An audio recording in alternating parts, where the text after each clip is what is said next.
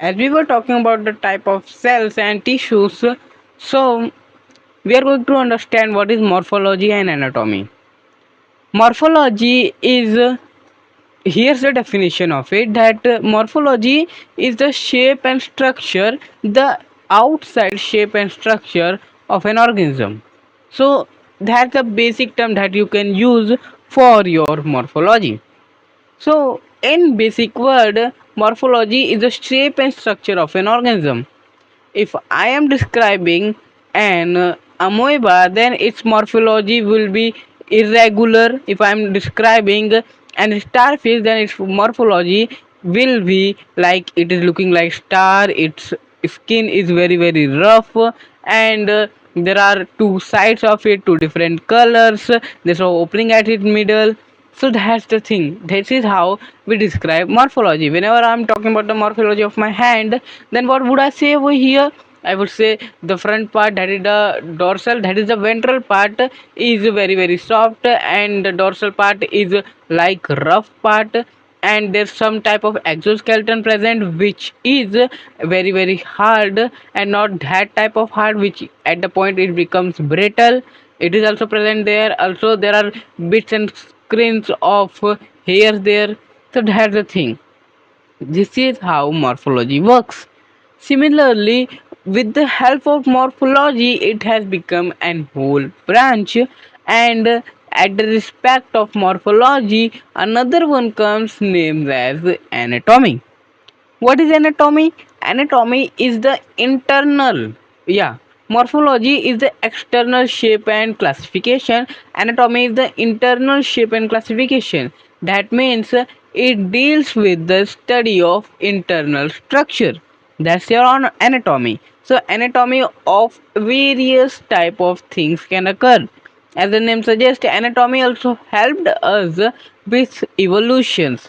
Now I am mixing two type of topics here, but how did it help us? It helped us by telling us that our ancestors had a similar anatomy with ours, like the platygums of bats and the flippers of whales and the foreleg of ox and the human hand.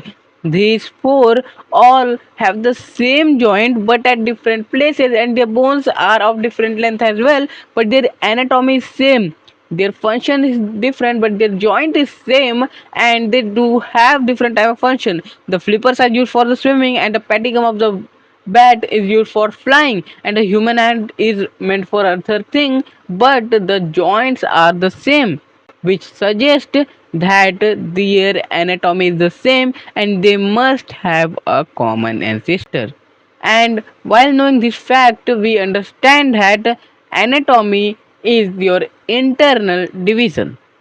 Similarly comes the physiology. Now, what is physiology, you might ask? So, physiology is chemical based. As the name suggests, it is not physical. As the anatomy means anatomical. Anatomy, we know what is that. As we know about morphological, anyone can, you know about morphing, right? So it's the same thing. So you can relate something that. But in physiology, you cannot relate. It is not nothing to do with chemical. Physiology means the chemical component of an thing, like the nephrons physiology, nephronology. In nephronology, that is nephrons physiology, we are talking about the chemical component of nephron. So that's the thing. Whenever we are talking about the physiology of any type of organ, whether it be your eye, your lungs, your heart, your kidney, your intestine, your uterus, your urinary bladder, any stuff, their physiology means the simple component, the chemical component working in there.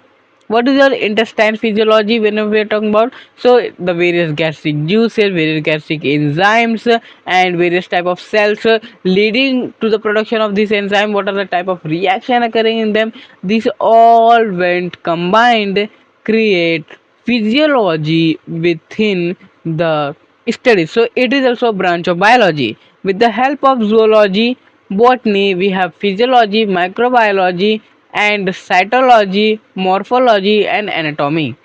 So these are the branches of biology. Thank you.